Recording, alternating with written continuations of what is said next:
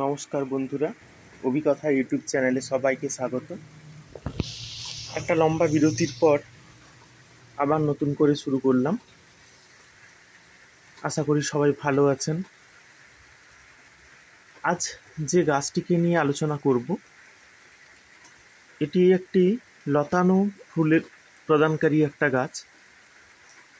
গাছটার নাম হলো মধুমালতী বা মধুমতি বা হানিসাকল। এই হানিসাকলের সঙ্গে আমার প্রথম পরিচয় ঘটেছিল যখন ক্লাস 11-এ পড়তাম। সেই সময়ে the story of my life নামে হেলেন কেলারের লেখা একটি বই আমাদের পড়তে হতো, এবং সেখানে প্রথম আমি হানিসাকলের নামটি পেয়েছিলাম এবং পরে গাছটির সঙ্গে আমার পরিচয় ঘটে। এবং অনেক খোঁজাখুঁজির পর কাছাকাছি কোনো লোকাল নার্সারিতে যখন আমি পাইনি, সে সময় ফেসবুকের একটি পোস্ট দেখে সেখানে যোগাযোগ করি এবং সেখান থেকে চারাটিকে আমি সংগ্রহ করি। যাই হোক, এক দীর্ঘ সময় ধরে গাছটাতে কোনো ফুল আসছিল না। আমি একটা দুশ্চিন্তার মধ্যে ছিলাম, কারণ আমি বেশিরভাগ আলোচনাগুলোতেই দেখেছি সবাই বলে থাকেন যে হানিসাকল মোটামুটিভাবে বসন্তের দিকে ফুল দেয়, কিন্তু আমার এখানে আমি যেটা দেখলাম লক্ষ্য করে, যে হানিসাকল বসন্তে কতটা ফুল দেয় আমি জানি না, তবে বর্ষাতে কিন্তু ফুল দেয়।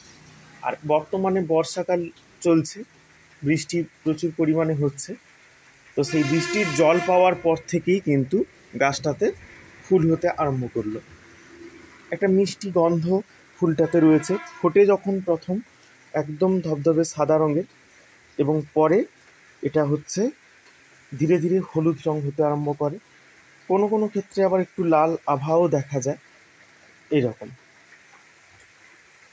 পাতার সোজা বোটার কাছ থেকেই এরকম লম্বা সরু হয়ে কুঁড়িগুলো উঠে আসে উপরের দিকে এবং ফুল ফোটে। ফুলের গন্ধের সঙ্গে জুঁই ফুলের গন্ধের কিছুটা মিল রয়েছে। তো হানিসাকল বা মধুমতি বা মধুমালতী যাই হোক না কেন, এর ফুলের মধুর পরিমাণটা একটু বেশি হওয়ায় প্রজাপতি, মৌমাছি, হামিংবার্ড এদেরকে ভীষণ পরিমাণে আকর্ষণ করে থাকে বা আকৃষ্ট করে থাকে। লতা জাতীয় গাছ, তাই লাগানোর ক্ষেত্রে আপনাকে একটা অবলম্বন কিন্তু দিতেই হবে, না দিলে হবে না। চলে আসবো এর মাটি তৈরির ব্যাপারে।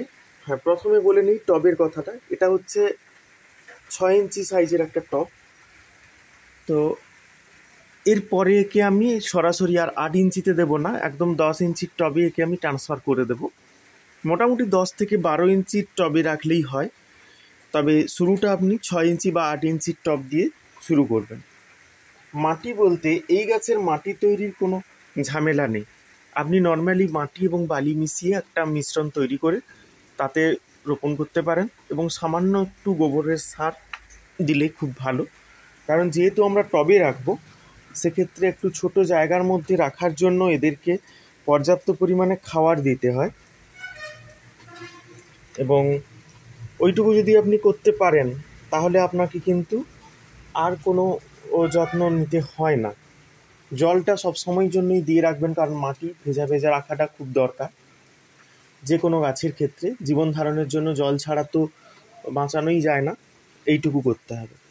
সার বলতে মাঝে মধ্যে গোবর সার, মাঝে মধ্যে ভার্মি কম্পোস্ট, এইটুকু দিলেই চলে, এর বেশি আর কিছু দিতে লাগে না। এছাড়া পোকামাকড়, রোগ বিসুখ এ সমস্ত কিছুর বালাই নেই। তবে যেহেতু বাগানে রাখছেন, পাশাপাশি অন্যান্য গাছ থাকলে রোগ সংক্রমণের একটা ব্যাপার থাকে, সেক্ষেত্রে আপনি শুধু রোগর বা টাবগড় এটাই স্প্রে করলে হয়।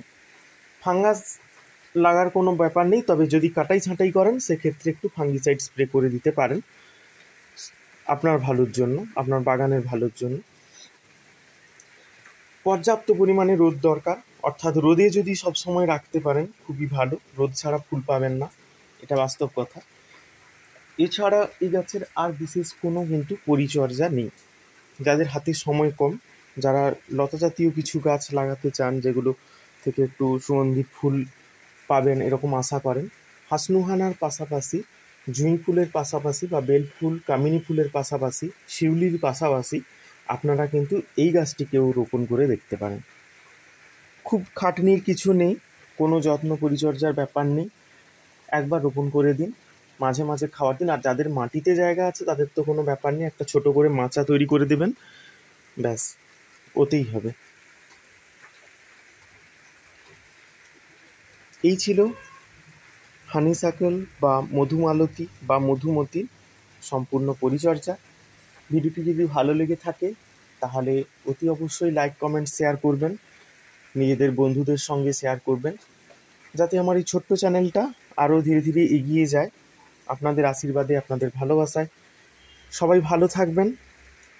দেখা হবে পরবর্তী আবার কোনো একটি ভিডিওতে। ভিডিওটি ধৈর্য ধরে দেখার জন্য সবাইকে অনেক অনেক অনেক ধন্যবাদ।